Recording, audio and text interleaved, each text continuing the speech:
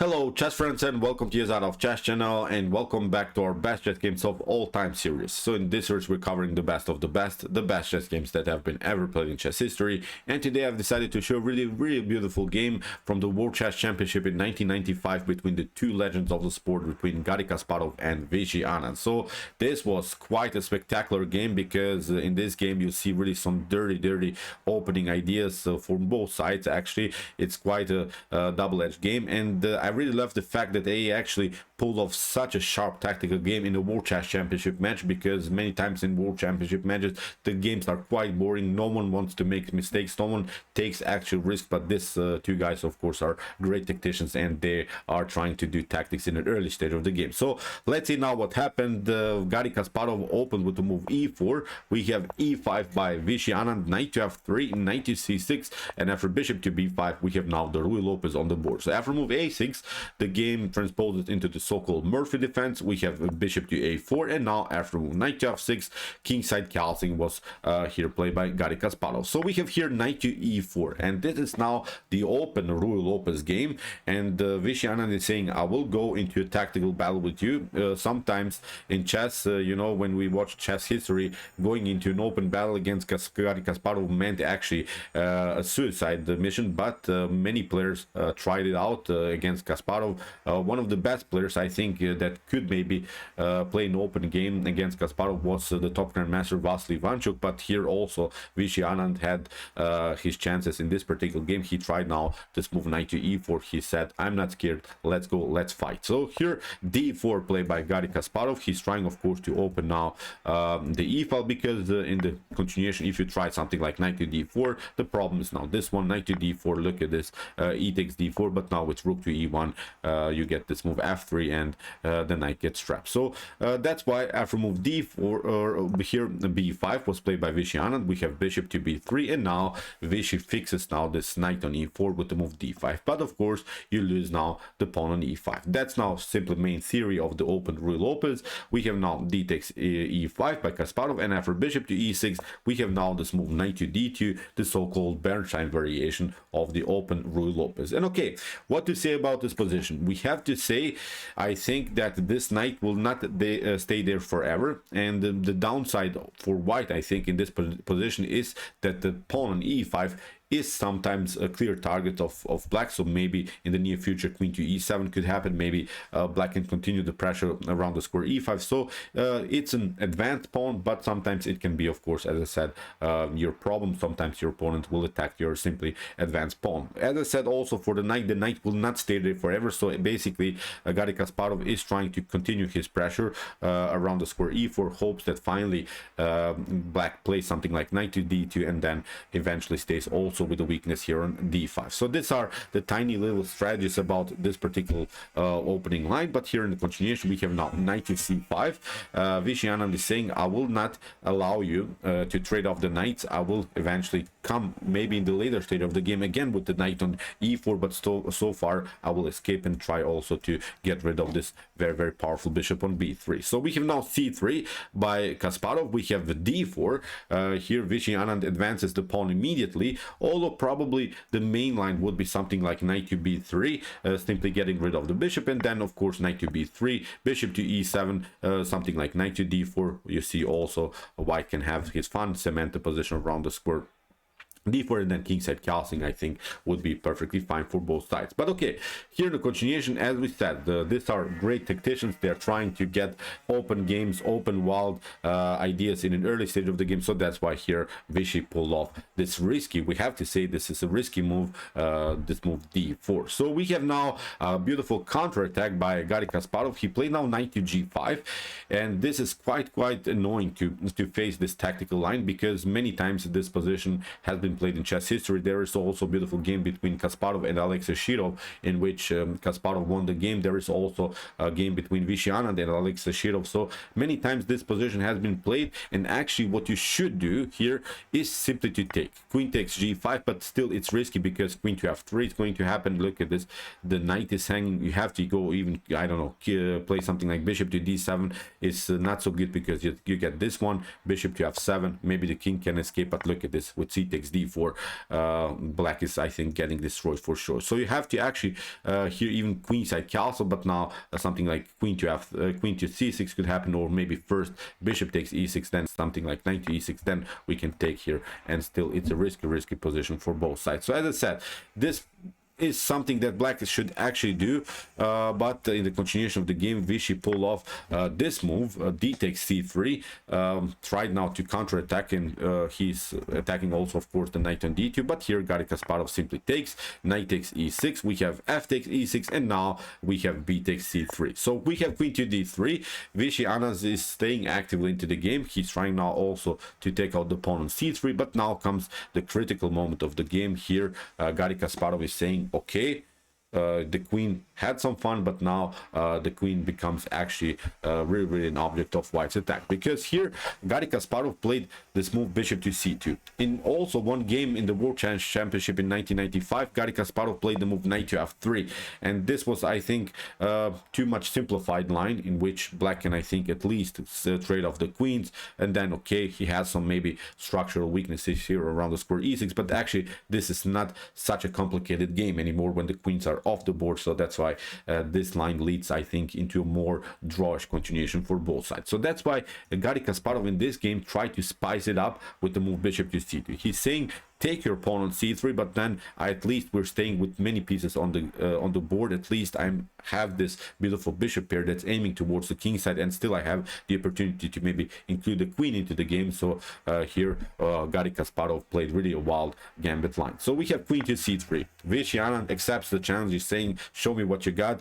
Let's see now how this tactical sequence will end it. Here Garry Kasparov played now knight to b3. He's trying, of course, to protect his rook, so that's why Vishy took knight takes b3. We have bishop to b3, and now knight to d4. So here Vishy Anand is trying to include more attackers into the game, and maybe he's also trying to escape here, play queenside castling, and then put the rook here on the d file where already the queen is. So if you take now queen takes a1 immediately, this is not good, because you get, of course, here a very unpleasant check with queen to h5. You have to make some kind of a reaction. Even if you cover yourself with the move g6, then queen to f3 is going to happen. Look at this, the knight is hanging, your pawn on e6 is hanging, so I'm not seeing good ways how you should defend this. You can maybe try even queenside castling, but look at this, queen takes c6, e6 is weak, a6 is weak, a8 can happen, rook to d1 can happen. So I think it's a position that can resign immediately. You can also try some discoveries, bishop to g5, attacking the queen, attacking the rook, whatever you like. So many beautiful ideas are possible here for white. So that's why after this move bishop to b3, Vishy played, I think, the correct move. He played knight to d4. He tried to stay with more attackers into the game, but here Garry Kasparov is saying, okay, I offered you the rook once, I'll offer you again the rook, because here Garry Kasparov continues simply the pressure, plays simply a very active queen to g4 move. So now Vishy accepts the challenge. He's saying, okay, I had enough. I will try to take out the rook, and I will try to escape now, because now maybe if black secures the king by castling, then maybe okay, you have again this weakness on e6, but white has to at least, I think, give up the bishop for the e6 pawn, and then maybe white would have enough attackers in order to attack the castle king. So that's why it was now a risky choice, but still a beautiful choice because of the beauty of the game. So after move queen to a1, we have now bishop to e6 by Kasparov immediately. So he's not allowing, of course, Vishy Anand to secure the king by castling. If you play now knight to e6, then it's of course not good. Queen to e6 going to happen, and then you get into tactical ideas. Bishop to g5 is going to happen. There's not a good way anymore to save your bishop. So if you try something like queen to c3, maybe to get new pieces into the defense, actually it's not even getting better, because you get this one, bishop to d7. Because as we said in this sequence, always the strat is here the move bishop to g5, so that's why maybe white would pardon me, black would love to escape here with the move queen to c3, but now with bishop to d7, look at this, you can maybe play this one, but look, even with bishop to e3 we can attack the knight. You have to play something like, I don't know, bishop to c5, then we can play even e6. Look at this, the king gets cornered here to g8. You can play even queen to e4, the rook is hanging, so you can maybe try, I don't know, rook to rook to f8, but look at this pawn is rolling again. Bishop to e6 is a threat, so it's, I think, a position that black can resign. So really wild ideas can happen here in an early stage of the game. So that's why we have seen after move bishop to e6, knight to e6 is not working, and also queen to c3 is not working. So actually black, in this case of course Viswanathan, doesn't have time to escape with this queen. That's now the beautiful tactical sequence here that Garry Kasparov pulled off here. So we have rook to d8. So Vishy tried to include more defenders into the game in a different way, but now Garry Kasparov plays a brilliant tactical shot of bishop to h6, of course, creates a discovered attack now against the queen. So let's see now what happens if you play here something like queen to f1. Okay, king to f1, you try maybe to take out even the bishop. When we watch material, this would be perfectly fine to have two rooks and maybe a bishop for the queen, but actually this is not working because you get checkmated.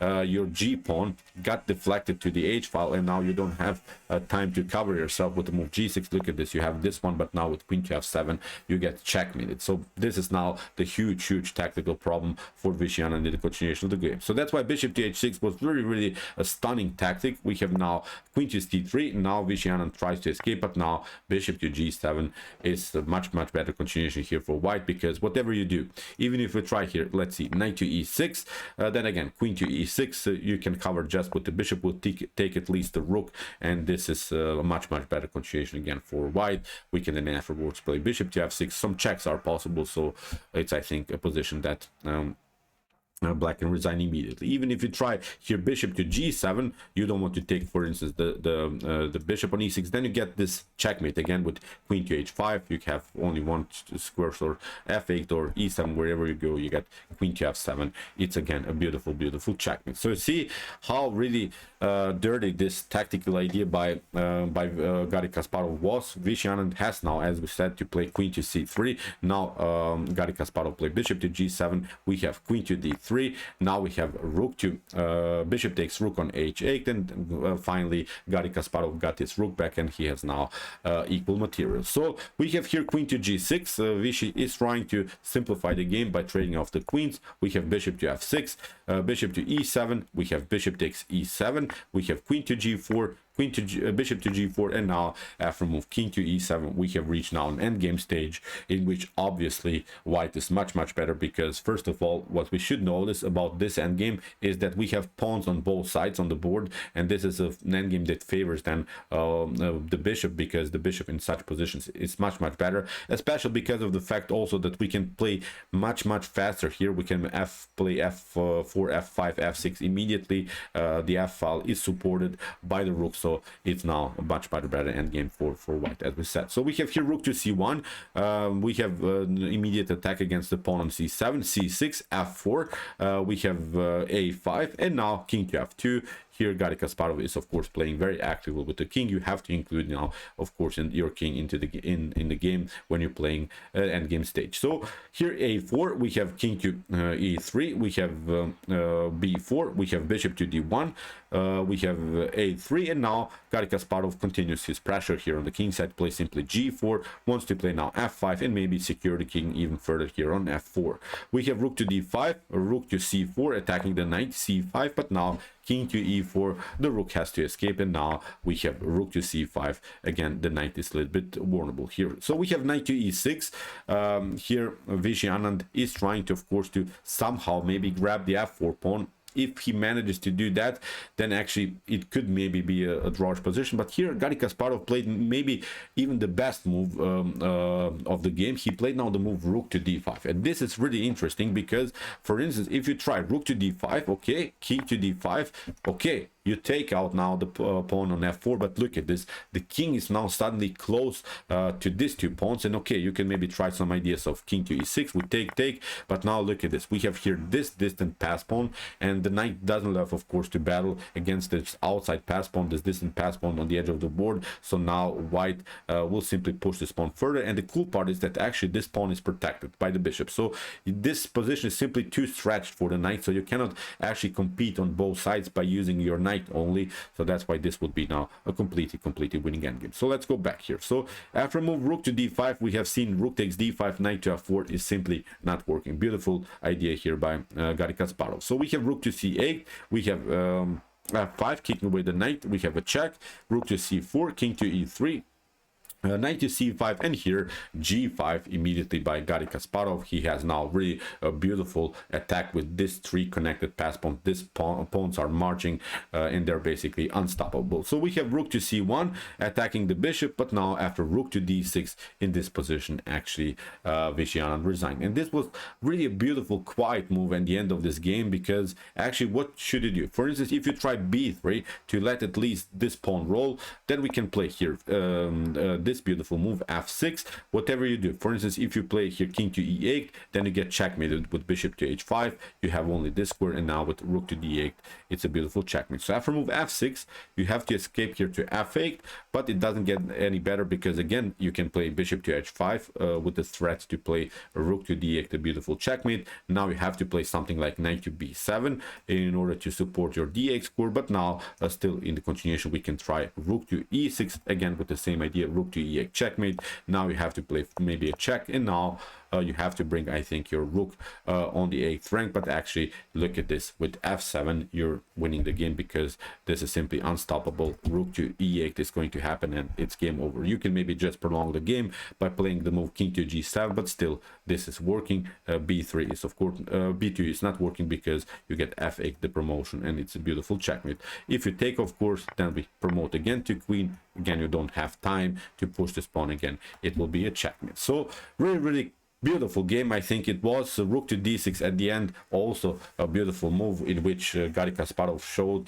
that he has full control on the board. So it was really a beautiful tactical game played by both of them. So okay, I hope that you enjoyed the game. Really interesting ideas of the open Ruy Lopez. If you want to see more beautiful games like this, please also check out our Best Chess Games of All Time series. There are really great games that we have covered so far, with so many great games by Viswanathan, Garry Kasparov, Magnus Carlsen, and all of the beautiful top grandmasters of today, and also from chess history. And if you like this content, don't forget to subscribe to my channel.